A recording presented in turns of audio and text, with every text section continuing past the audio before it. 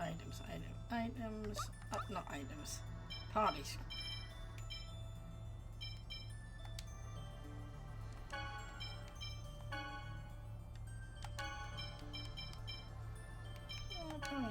That's for a bit. Yeah.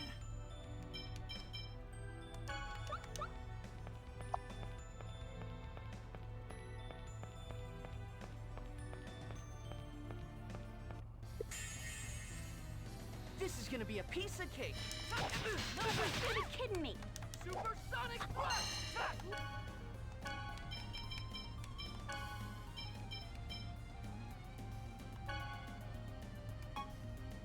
Alright. Photon! So that's the weakness. Dagger bone to reveal thy glory. Angel feather!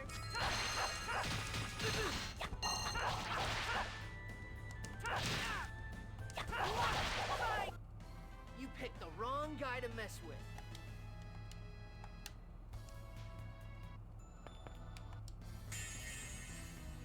Not much of a specimen. I need to stop singing along with that. It's hard though, isn't it? I don't mind, to be fair. It's quite charming. Oh, I know, but it'd get repetitive for anybody watching the stream. Yeah. Oh, good news. My YouTube Shorts experiment worked. It is just a case of saving the videos in vertical format. Oh, Cool. over already?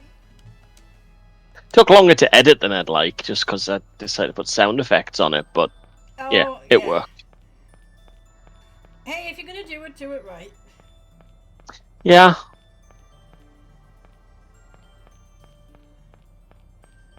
The only downside is I've got to upload it manually to everywhere else instead of like when it's still live on Twitch and I can just tap all of the different buttons and it does it all for me. Cool. Here we go. I've just read a book. The legendary ultimate recipe is kept safe by the Wonder Chef family. It is said that mere words cannot describe its taste and will bring a smile to anyone. The Dark Chef Alliance is also after the recipe, and the bloody kitchen battle wages on. Yes, the Dark Chef Alliance. Yeah. There is a book called Life of a Priest. Would you like to read it?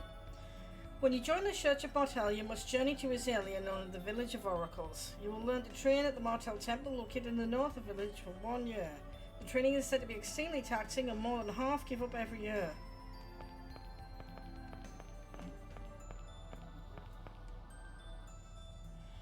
Orange is still the Dark Chef Alliance. Yep. We run into them briefly if you go down certain side quests in the game. Boltzmann's book Must. What? Must? We must. Yes. Boltzmann's book was found. We can't do it until we get one of the later side characters, who is the one person in the game that's an even better chef than Genus, but yes. Boltzmann's book was found. We can now say Pietro. No, it will be difficult for me to use this book with my healing arts. At least we had some sort of tool to provide the body's life force. What sort of thing do you need? Perhaps if we had a unicorn horn. Like Ulysses then. Let's go back and see if there's something we can do. There is a book titled The Prosperity of the Balacroft Dynasty. Yes, let's read it. The first ruler of Balacroft Dynasty was the Empress Aisha the Eighth. Not only was she intelligent, but she was said to be very beautiful. Her name is still very common today due to prosperity during her reign. She's the first empress, and yet she's like Aisha the Eighth, which I have to assume is a bit like just the whole Plantagenets turning over to the Truders, turning over to the Stewards sort of business. There is a book titled... Yes. There is a book titled The Triet Tragedy. That's the different surnames of royal dynasties in the UK, by the way. Nor are the chosen... That explanation wasn't for me. Yeah, Yeah. Just throwing that one out there. Yeah. Yes, that is something that Americans, understandably, probably don't get taught like the inner intricacies of British royalty, but we get taught it in school. Nora, the Chosen at the time, arrived at Athred's temple that was located in the centre of the old Triet in order to perform the ritual of regeneration. Once one of the priests became violent during the ritual, and the Crucius unleashed the wrath of God. This was the beginning of what is known as Athred's Hellfire. Lovely! Well, that's all the books read, I think. Professor Sage, it's Colette's angel toxicosis. I see. Let's rest here for today. Yeah. You made that word up, Lloyd. No, Rain made it up. Rain made it up like 3 sales ago. You made that word up, Rain. She even admits, like, I'm going to call it angel toxicosis. Like, right? We could have called it Befingle-Fangle if we wanted to. I mean, realistically, normally you would name a disease or an ailment after the first known, like, patient. So really, it should be coletitis. Yeah, except we have no idea whether this is, like,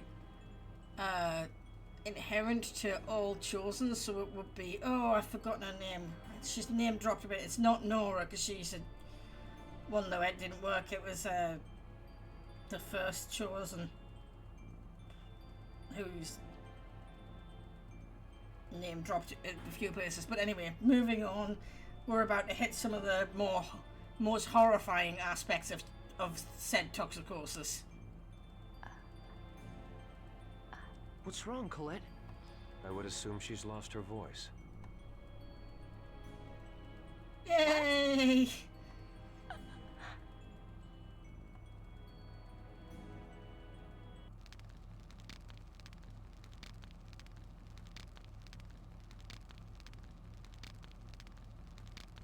Everyone, I have something to say. Huh? I want to explain to everyone why I was trying to assassinate the Chosen. All right, we're listening.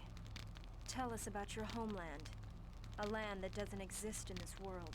Yeah, man. You knew? No, but you said it yourself that Silverant will be saved.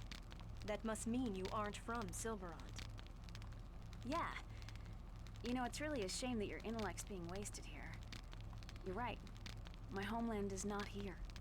Not in Silverant. What does that mean? My world is called Tetheala. Tetheala? You mean the moon? Of course not. My world isn't on the moon. Even It I is the don't moon. understand the specifics.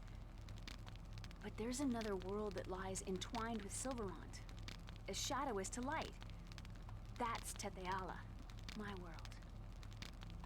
2 entwined worlds?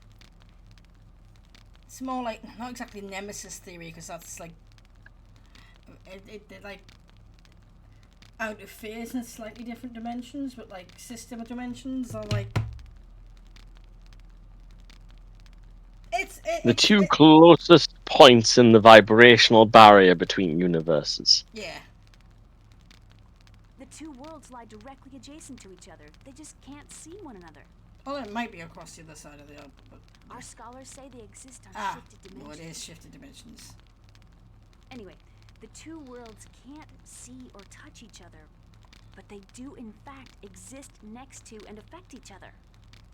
What do you mean, affect each other? They vie for the supply of mana. When one world weakens, the mana from that world flows to the other. As a result, one world is always flourishing, and the other waning. Sort of like an hourglass. Wait, so right now Silverant is... Yeah. Silverant's mana is flowing to Tetheala. Therefore, Silverant is in decline. Without mana, crops won't grow and magic becomes unusable. If there's no mana, the summoned spirits that protect the world alongside the goddess Martel can't survive in Silverant either. As a result, the world slips even further down the path of destruction. Then the Chosen's world regeneration is actually the process of reversing the mana flow? Exactly. When the Chosen breaks the seal, the mana flow reverses, and the summoned spirit that governs the seal awakens. I was sent to prevent the world regeneration from happening.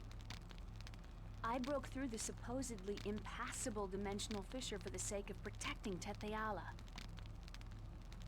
In other words, to assure the decline and destruction of Silverant?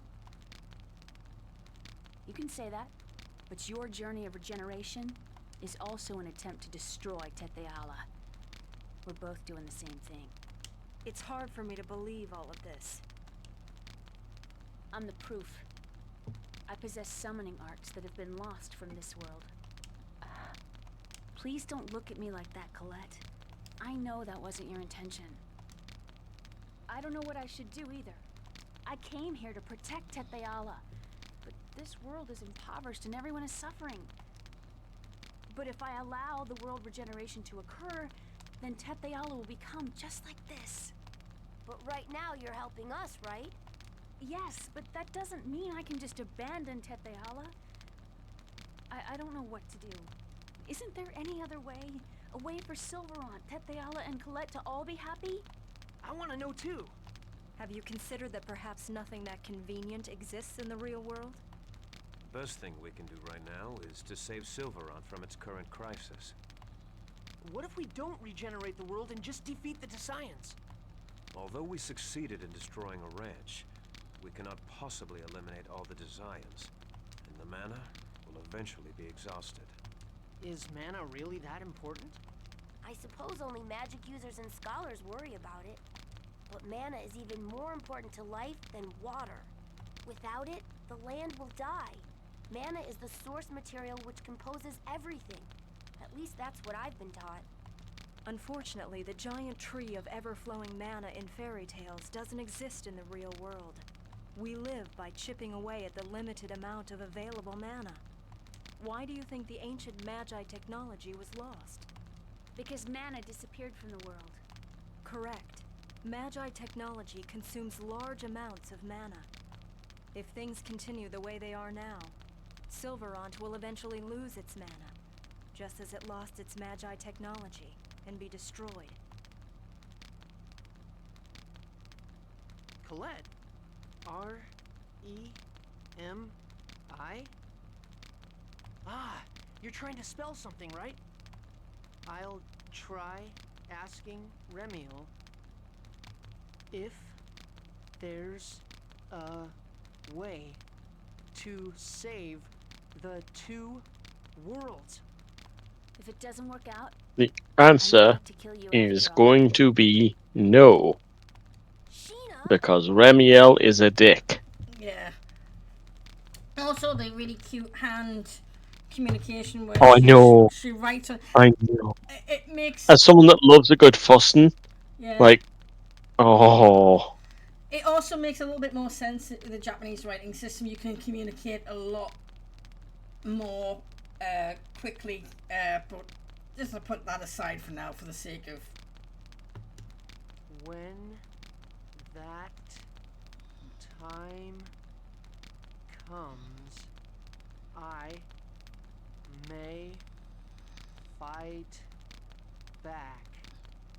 Wow, yeah, Colette's been pretty nicey about the whole Sheena thing until now. Because I love Silverant too. I understand. You intend to become an angel no matter what, don't you?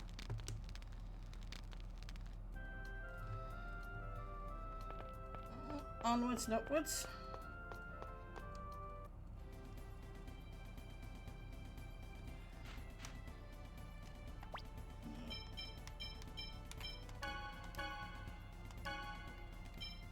Save, and then I'm not exactly sure where to go next.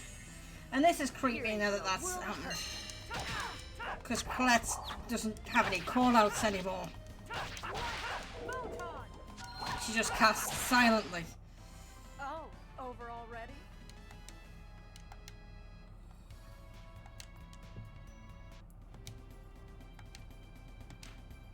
But we need to go to Lake Umacy. Items, items,